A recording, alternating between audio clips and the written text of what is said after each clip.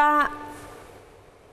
mbështetëse është feja në situata të tilla, sa përkon me lutjet e besimtarve, kur një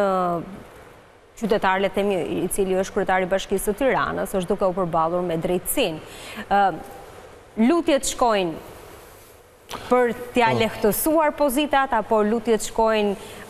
për të dhënë drejtësi? Si shkojnë lutjet në një rast të tillë?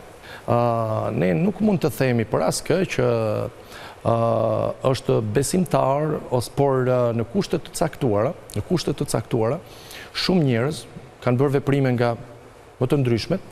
jo në konform rregullave dhe normave të shoqërisë, pra kanë shkelur ligje e kështu me radhë, dhe u është dashur një ditë burg ose një vit burg ose 10 vjet burg që të kthehen, të pendohen, të bëhen njerëz të mirë, dhe tek e fundit këtë synon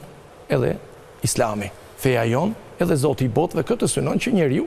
nëse nuk merr vesh me të mirë, ta themi kështu në gjuhën tonë popullore, të ndërshkohet nëse nuk merr vesh me të mirë, atëherë është ligji që e kthen, ose është ndonjë penalitet i caktuar siç është burgu, që e kthen dhe e bën atë më të mirë, e kthen atë në shinat